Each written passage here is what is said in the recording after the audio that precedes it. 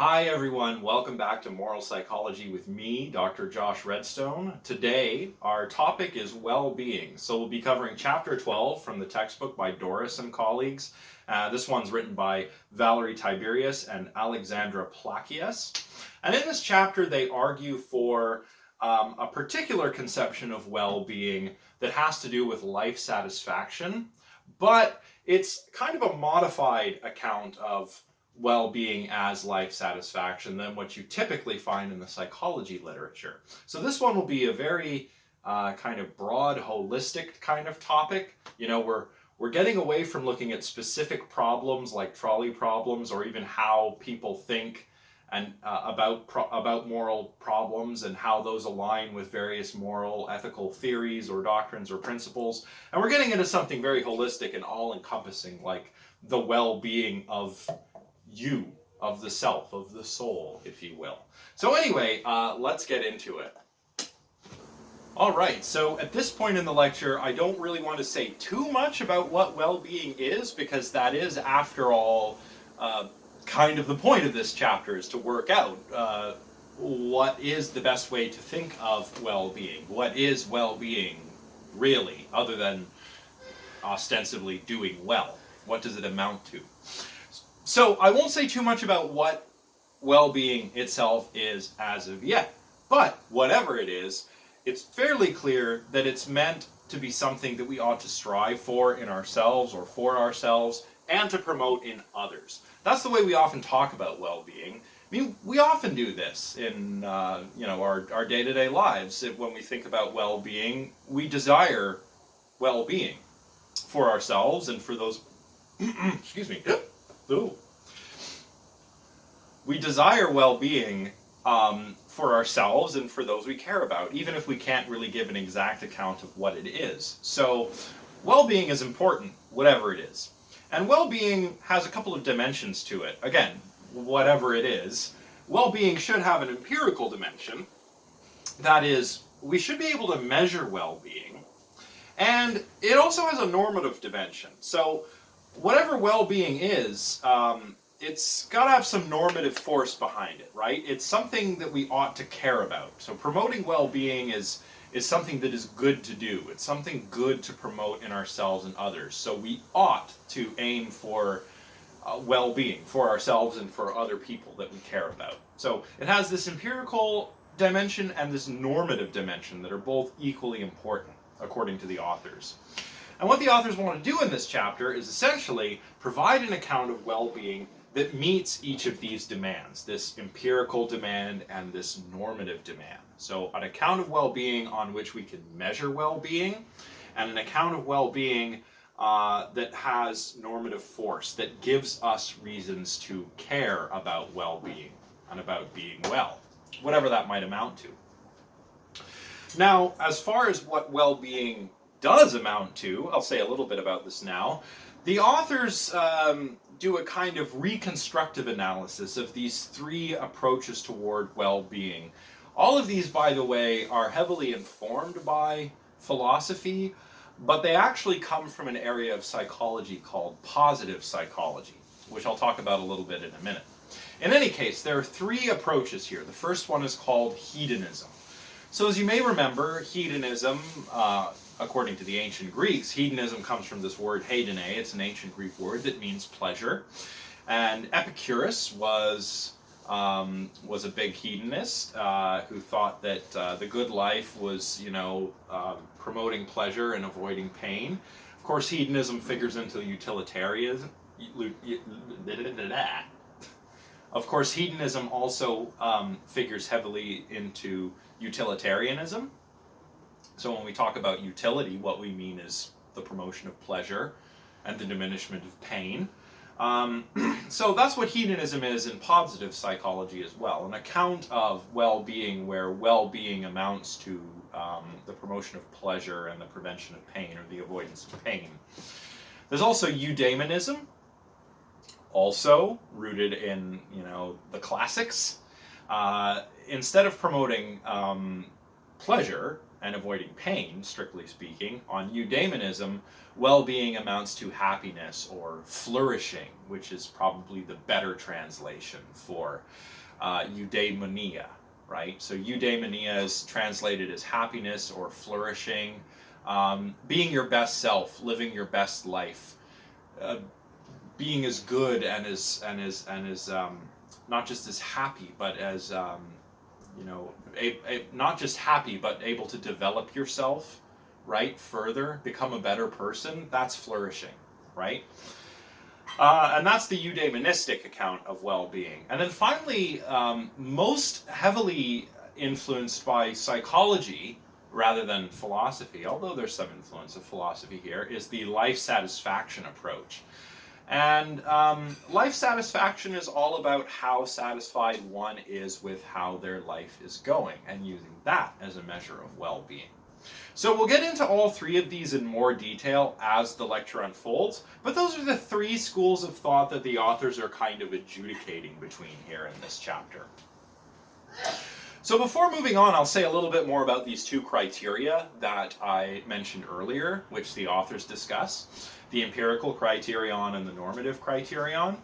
So the empirical criterion is this. An account of well-being meets the empirical criterion if it is an account of well-being upon which well-being can be measured.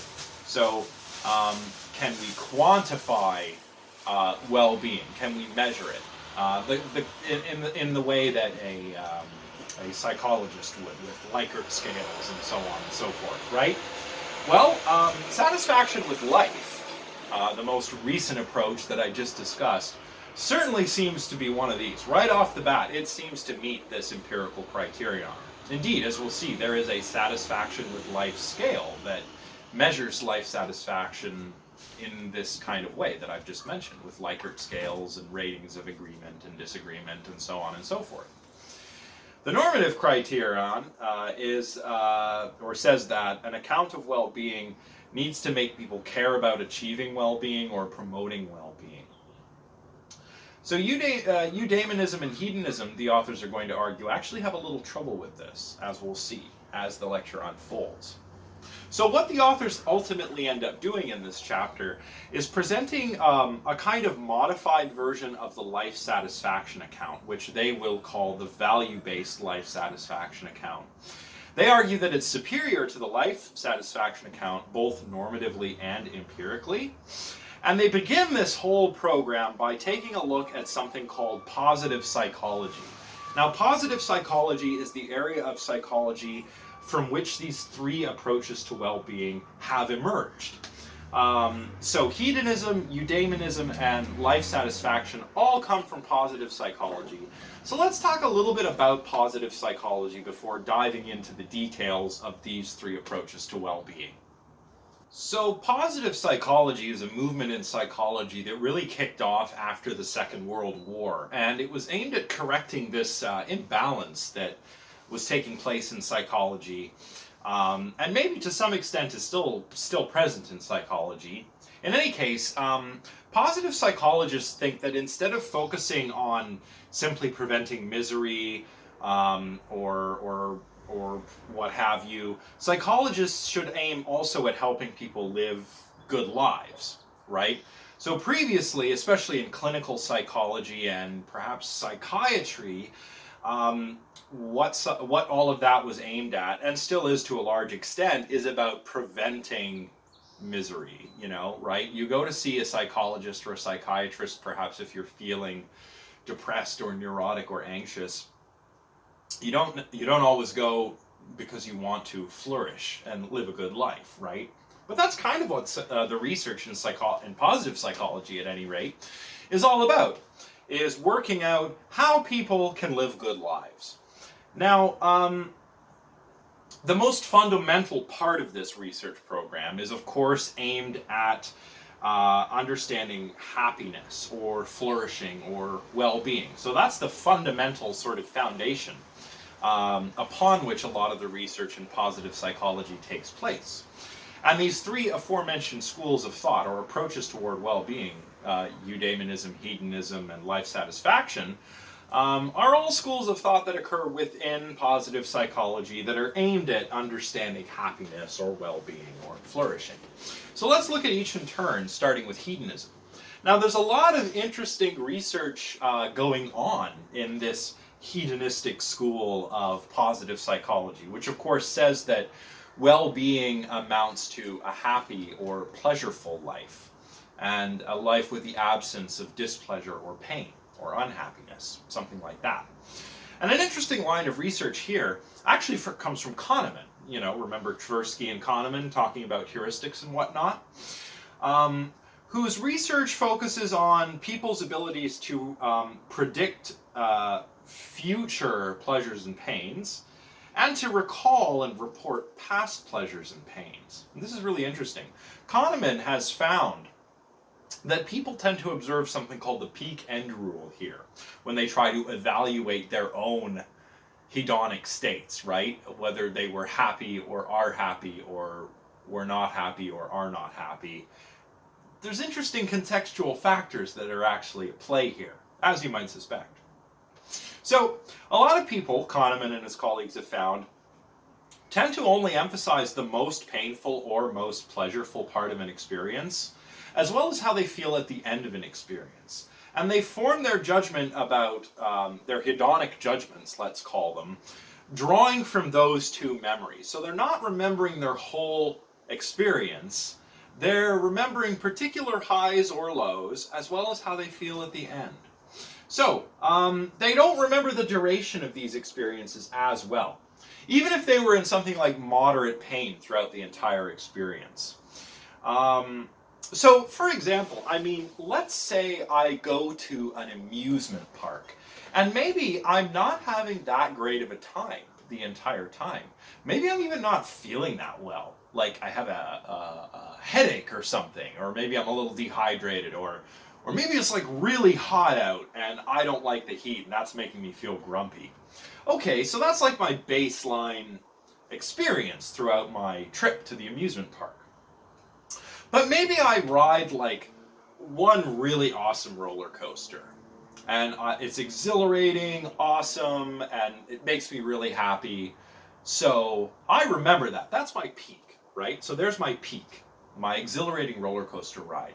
And maybe something really cool happens toward the end of my experience as well. Maybe I'm just telling a group of friends as we're getting ready to leave the amusement park, oh, did you guys ride that elevator?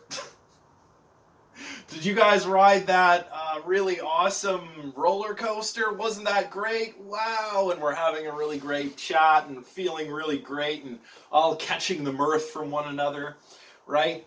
So even though my overall trip to the amusement park was kind of blasé, and maybe I was really hot and sweaty and had a headache the whole time, I'll probably recall that as a pleasureful experience because I had a happy peak, my exhilarating roller coaster trip, as well as a happy end, where all of my friends and I got together and recalled the fun things we did at the amusement park. So that's interesting because it really speaks to the way people judge their own happiness or displeasure or unhappiness levels. And the fact that this happens, the fact that people follow this peak-end rule has influenced the way that data are collected. Self-report studies maybe can't be too trustworthy, right? If we're collecting data, if we're asking people to recall and report about an experience like this, self-reports might not be the best way to go about it because of the adherence to the peak-end rule. For that reason, positive psychologists also introduce other methodologies, like Palm Pilot studies. So you'd actually be carrying around a device and pushing buttons to indicate exactly when certain feelings occur, and reporting them as they happen so that you don't get this interference from the peak-end rule. Other interesting lines of research in the hedonic school also have to do with how people adapt to pain or pleasure, or happiness or unhappiness. This is called hedonic adaptation, by the way. So this is all about how we adapt to really poor life outcomes, or how we adapt to, say, really bad life outcomes. studies in this area typically focus on, people who have been incarcerated in prison, so they've lost their freedom, or perhaps people who have become injured and have acquired a disability as a result of their injury, perhaps becoming a paraplegic or something like that. Or they might focus on people who have had very positive experiences, like people who have won the lottery. And interestingly here, the research suggests that this kind of adaptation, hedonic adaptation, truly adapting to your newfound life circumstances, whether they're really great or really positive, may only occur in some domains, right? So people, if they acquire some kind of injury, say an injury to the spinal cord, and it affects their mobility, they can still adapt and live happy lives. Conversely, some people who win the lottery, who you'd think would be made happy by that, may not necessarily find happiness with all this money they've got, right? So this is hedonic adaptation, or not, in some cases, not adapting, and working out when and why people adapt to changes in life circumstances is really interesting here. Some people may, of course, not become truly adapted. Some people may just adjust their set points, hedonic set points as they're called in the textbook, which you can read about further. I'm not going to go into too much detail here. Anyway, let's talk a little bit about some of the objections to this hedonistic approach. So one objection is that hedonism might actually undermine utilitarianism. So if you're really concerned about the moral theoretic framework side of things here, and if you are, you may think this sounds a little bit counterintuitive, but bear with me. Milgram, not the same Milgram who ran the obedience studies, a different Milgram, has argued that hedonic states, like states of pleasure or displeasure or pain or happiness or what have you, are not the kinds of states we're meant to maximize. We're not supposed to be happy all the time, just like we're not supposed to be unhappy all the time. What Milgram is saying here is that hedonic states are actually supposed to indicate important changes in our circumstances. And if you remember back to the emotions lecture, the moral emotions lecture, that emotions are meant to represent relationships between the organism and the environment, well, that's what's being proposed here, on my reading of it anyway. Milgram is saying that hedonic states, like states of happiness or pleasure or pain or displeasure or unhappiness, are meant to indicate changes in our circumstances. So they're meant to be sort of like signals to the organism, not long-term states that we're supposed to maximize. And of course, utilitarianism is all about maximizing utility. So lots of pleasure, not a lot of pain. So that's one problem that's kind of specific to the moral theoretic framework of utilitarianism. But another problem with hedonism is that it doesn't really tell us what pleasures we ought to aim for. Now, you may be thinking here, hang on, well, didn't Mill say it's better to be Socrates dissatisfied than a pig satisfied? Yeah, some utilitarians hold that there are higher and lower pleasures. Mill himself thought that the pleasure of reading and understanding philosophy would be a higher pleasure than, say, the pleasure derived from drinking or from sex or from eating a fine meal, right? So some people think that we can order pleasures from higher pleasures to lower pleasures, but others are a little more skeptical about this possibility. And as we'll see later, the authors of this chapter are presenting, or at least the account of well-being that they end up presenting, is all about well-being from the point of view of the subjective point of view of the moral agent. Not everyone's going to be happy with how certain philosophers have ranked pleasures from highest to lowest, right? That's just going to happen when we're dealing with a subjective self, a subjective moral agent or patient. Also, another problem is that there are aspects of the good life that are actually kind of difficult to just reduce to positive affect, right? I mean, sure, some pleasures are about positive affect, or if not affect, positive aesthetic experiences, like, again, enjoying a fine meal or sex or something like that, right? But it's hard to reconcile other kinds of aspects of a good life, like producing a really great work of art or seeking knowledge or something like this. It's hard to reduce those to positive affect, right? You know, think of a tortured artist or a philosopher like Wittgenstein was mentioned, who lived not really the happiest of lives, if you're familiar with his life story. But you can read about that more in this chapter if you like. Okay, that's all I have to say about hedonism for now. Why don't we move on to eudaimonism? Alright, so now I'm just going to offer a quick word on eudaimonism. Now, on eudaimonism, positive affect is not emphasized. Instead, what's emphasized is something like development or meeting some vital need, or what psychologists like Abraham Maslow called self-actualization, you know, which is all about being your best self, becoming who you are, you know, really flourishing in the Aristotelian sense. So, eudaimonism is a little more holistic than hedonism is, and it also acknowledges differences between different types of subjective experiences, which is important, right? Different people are going to feel pleasure differently, but something that's maybe could be offered as a criticism of hedonism is that it doesn't really do a very good job of differentiating between these pleasures from the individual's point of view. At least when it comes to eudaimonism, pleasures that result from, you know, something like self-actualization or from flourishing would be more desirable or more valuable than lower pleasures.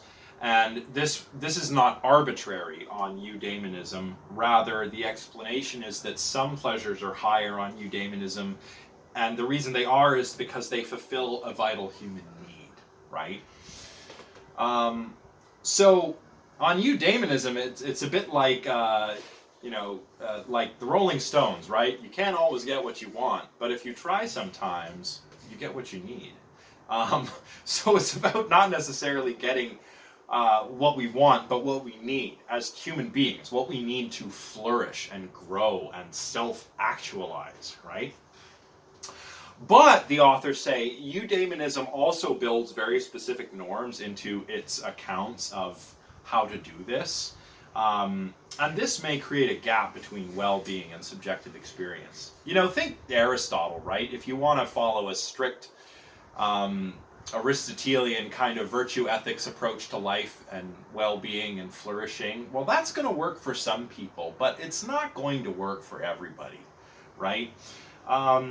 The specific norms about using practical reason, striving for some kind of golden mean, I mean, they can work, but they're not for everyone. That's okay. For this reason, or at least if I'm reading the authors correctly here, the authors seem to think that eudaimonism should really piggyback on some other account of well-being, and that can give it normative force that's more appropriate, at least when it comes to, you know, subjective experience. So that's all I have to say about eudaimonism. I'm going to spend the rest of this little bit on well-being and psychology talking about life satisfaction, some of its strengths and some of the weaknesses that the authors of this chapter discuss. So, life satisfaction consists in holding a positive overall appraisal of your life. So it's very subjective, unlike eudaimonism and hedonism. So, unlike hedonism, for example, life satisfaction distinguishes between different qualitative experiences, so different pleasurable experiences, and this allows people to count them differently as part of their own well-being, right? So, for example, you know, something that's important to my well-being is being able to play music, right? But that's not important for everyone's well-being. So here, the evaluation of the role of being able to play music in terms of its importance to my well-being is kind of completely up to me. Whereas for you, maybe music is not important at all, but something else is important, like academics or sports or any number of other things, right? And what makes well-being, or what counts as well-being for each of us, is going to be different. But that's all right, according to the life satisfaction model. Also, unlike eudaimonism, life satisfaction doesn't build in these arbitrary norms. It's one's own norms that count here. And since I didn't talk a lot about this in my previous little bit about eudaimonism, I won't talk a lot about it here, other than to emphasize it's one's own norms that count. You know, I ought to practice music and try to be the best guitar player that I can. The best amateur guitar player, we'll say, right? That's what counts on life satisfaction. How do we measure it, though? How do we measure life satisfaction? Well, there are different self-report measures, such as Diner's satisfaction with life scale. I'm not sure if I'm pronouncing that right. It's either Diener or Diner. In any case, this satisfaction with life scale is given in these, kinds of questions where you have to give agreement ratings using a 7-point Likert scale, where number 1 is strongly disagree and number 7 is strongly agree, and you have to kind of like pick where you sit there on that scale. That's a Likert scale, or a Likert type scale. So the questions that this questionnaire answers are, or the statements that it provides, rather, for you to provide your agreement or disagreement ratings with, are, in most ways, my life is ideal. The conditions of my life are excellent. I am satisfied with my life. So far, I have gotten the important things I want in life. And finally, if I could live my life over, I would change almost nothing. Oh, that one's a bit Nietzschean, eh? A little eternal recurrence going on there, maybe. What the participants in these kinds of studies do, they just read the statement, rate the extent to which they agree or disagree, and what we have is like an overall life satisfaction score. And by the way, this, without getting into the statistical nuts and bolts, this scale has been found to be pretty robust and reliable. It does track something. And if you want to know about the details of principal components analysis and all that fun stuff, let me know in the comments. But basically, scales like this are pretty reliable at tracking some kind of statistical entity that we can be fairly certain is, getting at people's actual life satisfaction. So, using measures like these, researchers can identify correlations between life satisfaction and the conditions of people's lives, especially the ones over which they have control.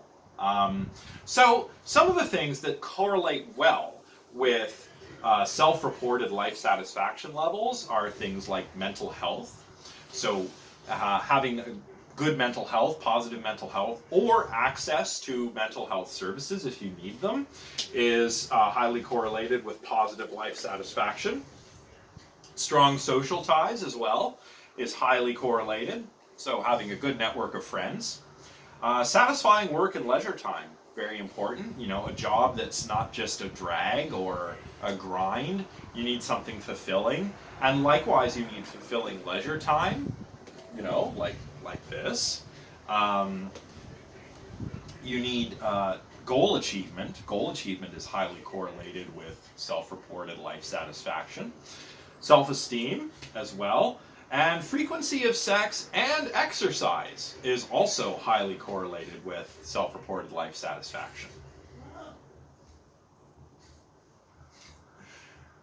So what is not correlated with life satisfaction? Well, these are about as interesting as what is correlated with life satisfaction.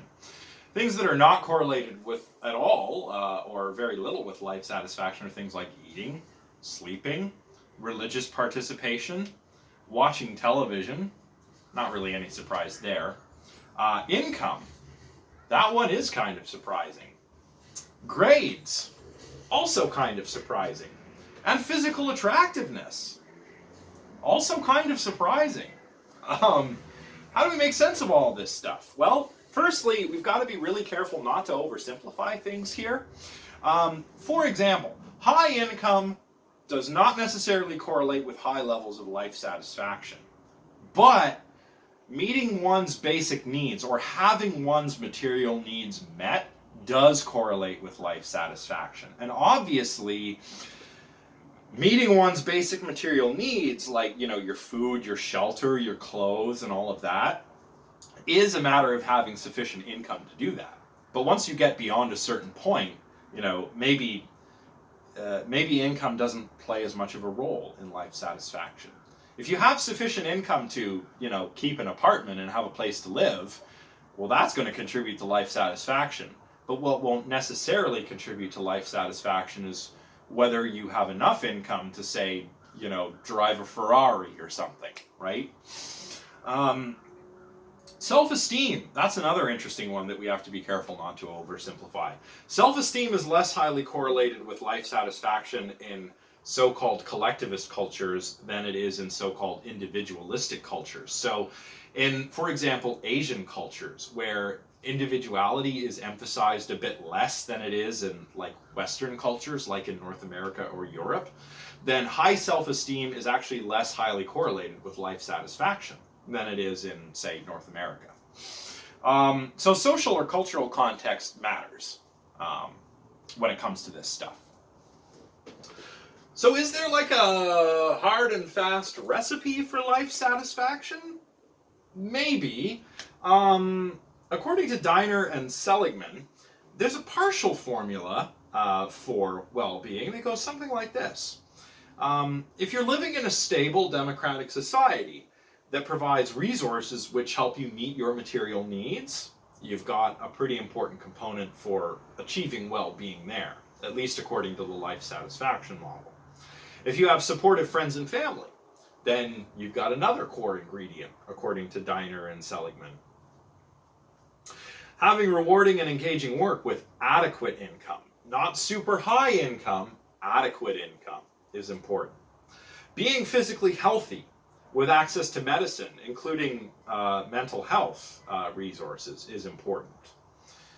Having important goals related to your values is important. And finally, having a philosophy or a religion that can provide guidance, purpose, and meaning is important as well. So that's interesting as well. Not necessarily religious participation, but having something that you can rely on. A life philosophy or a creed, if you will, that you can rely on to help you find guidance or purpose is very important. Not everybody needs that, right? And some people require it differently, right? Like, I'm not a religious person, but I guess you could say that philosophy is kind of my religion, because I do rely on philosophy to help give me guidance and purpose and meaning sometimes. But I recognize that other people might benefit from find those benefits by participating in a religion, and some people might not need this at all. It's different for everybody. All right. Well, are there any problems for the life satisfaction model? It would probably be pretty good to talk about those now before moving on. Well, one problem identified by the authors is that the life satisfaction model kind of treats all positive responses to the conditions of life as equally authoritative. However, the judgments that people make on their overall life satisfaction, we'll call these judgments of overall life satisfaction, or JOLs. The JOLs that people make about their lives are actually highly context sensitive. So if JOLs are a kind of positive response to the conditions of life, then, and they're context sensitive, well, they can't be equally authoritative then, can they? That's a potential problem. So what's an example of these kinds of sensitivities of context? Well, priming people can affect their JOLs, their judgments of life satisfaction. Even having people recall pleasant or painful memories before asking them to offer judgments of life satisfaction can affect those judgments. And even being in the presence of someone who you perceive to be in a better or worse position than you can affect your judgments of life satisfaction. So judgments of life satisfaction might not be very good measures of people's stable life satisfaction attitudes. Or it could be that life satisfaction attitudes aren't stable responses to the relevant objective conditions of life that actually do contribute to well-being. So these could be problematic in two different ways. Now, it's true that some studies have found that there's stability from certain, or stability of certain life satisfaction judgments. So there's a well-established correlation between judgments of life satisfaction and domain satisfaction. And what a domain is here is an aspect of one's life that she deems important to how her life is going in general. So people satisfied in these domains, which they think are important for their life, tend to be satisfied with life overall, and these judgments tend to be a bit more stable and less sensitive to irrelevant contextual factors. So some JOLs, that is judgments of overall life satisfaction, are unstable because they're context sensitive, but certain JOLs that report ostensibly stable conditions of life are related to well-being. So that's good. That's a good thing. And if we can focus on those judgments of life satisfaction, which in turn themselves focus on important domains that abstract away from these irrelevant contextual factors, like for example, the mood you're in when I present you with a question about your overall life satisfaction, well then, life satisfaction might meet the empirical criterion that the author set out at the beginning of the chapter. That is, it's something that can be reliably measured. But does it meet the normative criterion? That's our next problem. Judgments of life satisfaction, according to the authors of this chapter, appear to be normatively arbitrary. So what does that mean? Well, that means that life satisfaction judgments are sensitive to arbitrary changes in life circumstances. And this in turn raises a worry. The worry is that the judgments themselves of life satisfaction are arbitrary. So we could give up, if we wanted to, if we thought this was really problematic, we could give up on the idea that life satisfaction counts as a normative notion. So we could abandon the idea of subjective well-being, but that wouldn't really suit the purposes of this chapter very well, would it? So maybe we could substitute some other understanding of what's relevant about subjective experience. But that might bring us back to hedonism or eudaimonism. And the authors want to resist doing this because they want to develop their own life satisfaction account of well-being, if you recall. So what the authors do, instead of going back to hedonism or eudaimonism, is advocate a model that tries to preserve or aims at preserving the normative authority of well-being itself. So a theory of well-being that has normative authority is a theory that people have a reason to follow or to care about, if you recall, right? So that's kind of like the way we meet our normative criterion. We need normative authority.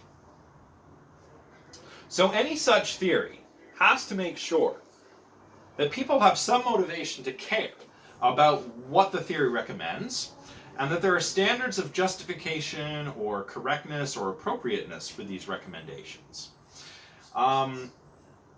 The account the authors are about to present, called the value-based life satisfaction judgments, aims to do this. It aims to give people the normative authority, or provide, it aims to be a theory, I should say, with the normative authority that is required to be a theory of well-being. In that it gives people motivation to care about what the theory recommends, and it provides some standards of justification for the recommendations it presents. So, with that being said, let's move on to discuss this value-based life satisfaction account. All right, so on to the value-based life satisfaction account, or VBLS. So what's that all about? Okay, well, the authors firstly are proposing here an inclusive notion of values. So they need to talk about values since this is a value-based life satisfaction account. And among values, they count things like our activities, our relationships, our goals or aims, our ideals or principles, so on and so forth. So things like this which can be valued subjectively by individual moral beings, right? Those are values. And they have to be normative from the point of view as one who holds them, right? So subjectivity is key here. And values need to, let me start over. Values need to be normative in the sense that the values ought to provide the person who has them with good reasons for, doing the thing that is valued, right? That's what gives values normative force. They can include an affective component. So our affective component for our values here is the basis for feeling satisfied with having done something, and eventually, it forms the basis also of being satisfied with our lives, right? And it's got to be stable. Our values have got to be stable. But of course, not all of our stable judgments necessarily reflect values. So, for example, just to bring it back to this example, playing music is something that I value, personally speaking. So that's an activity. And it also includes certain goals, like I want to improve my knowledge of modal music, for example. That's something I've been working on for years, kind of off and on again, because I was, doing graduate school and all of that stuff, right? But anyway, so that's like a goal or an aim and an activity. And the goal kind of gives me a reason for doing it, right? And it's important to me because playing music feels good. And when I achieve a goal, I feel satisfied. So this kind of provides the affective basis for, the basis by which our values can provide us with that life satisfaction, right? Or having and fulfilling values and upholding values can at least, give us some kind of affective basis for life satisfaction. But values are also subject to standards of justification, according to the authors. So there's two standards that they talk about in this chapter. One is the standard of affective appropriateness. So this reflects the affective component I just talked about. And there's also a standard of information. This has to do with false beliefs and bad information and how that informs our values. Values need to meet a certain standard of information in that they should not be based on false beliefs. Why? Well, false beliefs are not stable. False beliefs need to be amended in light of new information. So forming values based on false beliefs is not a good idea. So if somebody, for example, values membership in, the Flat Earth Society or something, that's not a very good value. It doesn't meet the standard of information because the person who holds that value, also perhaps that value is informed by all of these false beliefs that this person holds. And it's particularly bad in the Flat Earth case, I suppose, because those false beliefs resist change. So I guess that's a case where actually false beliefs are stable, but this would be problematic for further reasons. Maybe we can hash this out in the comments section if you want to. I don't want to go off on a tangent about flat earthers or anything here. But values based on false beliefs about one's emotional needs are also bad because they will not produce a positive emotional response in the long term. So I think there's an example in the textbook about a medical student who is pursuing all these medical studies and paying all this money and tuition for medical school because they have a false belief that being a doctor will satisfy an emotional need. But if the person is kidding themselves about this, if this is a false belief, then really this is not going to be emotionally good, or it's not going to be emotionally appropriate in the long term because it's not going to make you happy, right?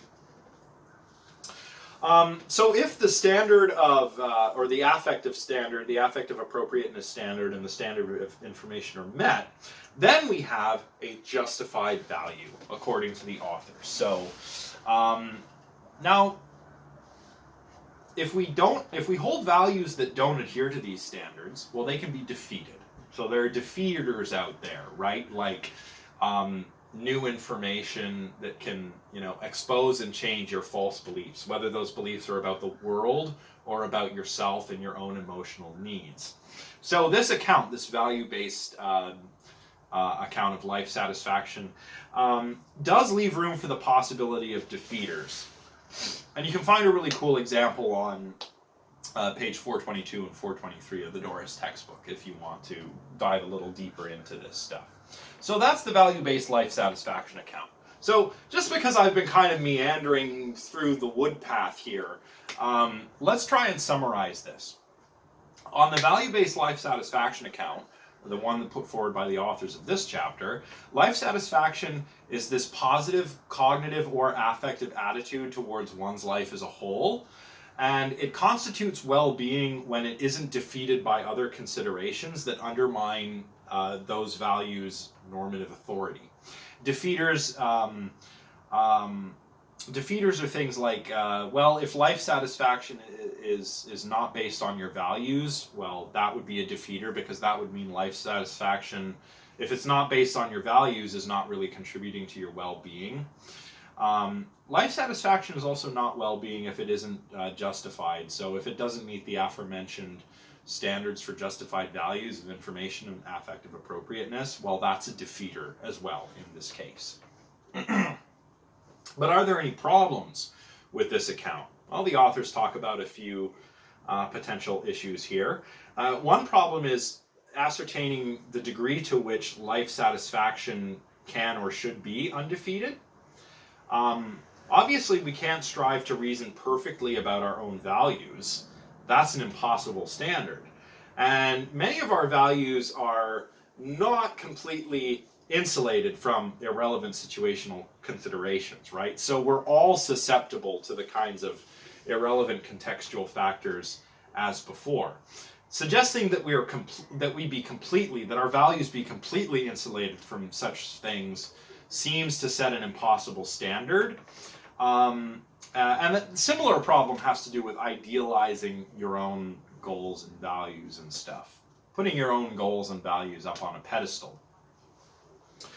But some things that we can do to help avoid some pitfalls like this are to not rely exclusively on subjective measures, right? Because these subjective measures, like the satisfaction with life scale, might be subject to problems like the peak end rule, or the peak end effect, if you want to call it that. What we could do to try and eliminate the impact that these irrelevant situational factors have on our judgments of life satisfaction might be to aim for more objective measures. So these could be using different kinds of empirical techniques to gather information about satisfaction with life or about well-being, like the Palm Pilot studies I mentioned earlier. Or we can aim our view toward objective measures that satisfy some of the constraints we've discussed today. So, we can ask for self-report data, but we can also see how that data looks in comparison to objective measures like health, whether you possess good work or you have a good fulfilling career, positive familial and family relationships, stuff that we can measure more or less objectively than, say, simply one's own satisfaction with life. So basically what I'm saying here is that we could combine subjective and not completely objective, but more objective measures to ensure that our values are actually undefeated values and therefore contribute toward well-being and life satisfaction. So to sum it up, well-being is satisfaction with life, or satisfaction with life counts as well-being on the basis of these standards, sorry, I'm going to start over again.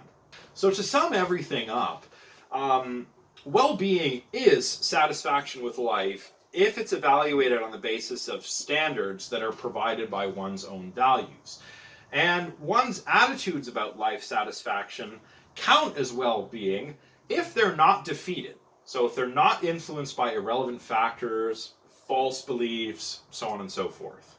Now, the authors say that the value-based life satisfaction account meets these demands. It meets the demands of normative adequacy, and it also meets the demands of empirical adequacy, since the kinds of states we're talking about, satisfaction with life, or whether you have sufficient income and are meeting your material needs, and so on and so forth, they can be investigated empirically. So, to summarize all of this up, we've seen in this chapter how hedonistic and eudaimonistic research are of interest, certainly, to moral philosophers and moral psychologists. The hedonistic program is appealing to psychologists and philosophers because it has problems accounting for the significance of well-being on our own lives. And that's a problem that I think philosophers are keen to tackle.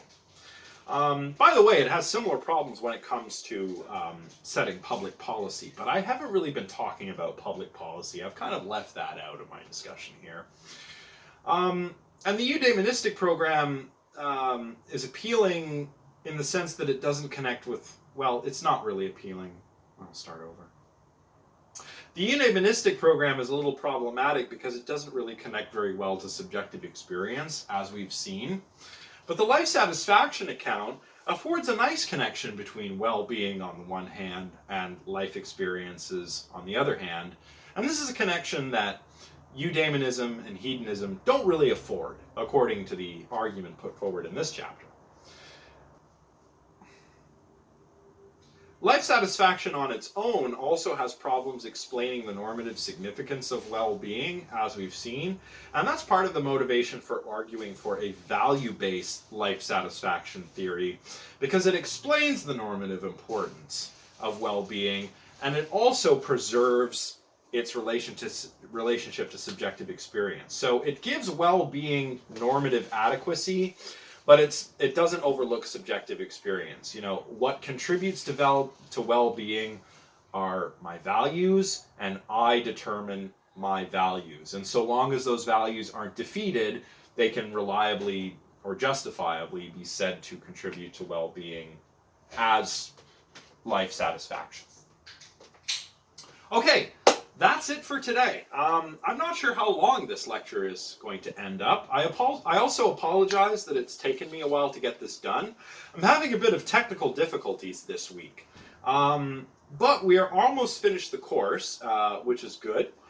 So I'll have something to say soon about the final exam. And remember, don't forget to vote for your choice for the special topics lecture. So far, it's empathy and morality by a narrow lead. I'd be happy to teach on that because that's probably the topic I'd be most qualified to teach on. But again, you know, vote. Could it be that we talk about politics and moral psychology or autonomous vehicles? Who knows? But just remember to vote. In our final lecture from the textbook, we'll be taking a look at the chapter on race and racial cognition. Obviously very important in light of what's going on today, such as with the killing of Ahmaud Arbery and George Floyd, and a lot of the discussion that's currently taking place about explicit racism as well as institutional racism in the police and so on and so forth, and other institutions too. So that's going to be a very important note to end on, I think. And then we'll wrap it up with a special topics lecture, of course. So don't forget to vote, and I'll see you all next time. Bye for now.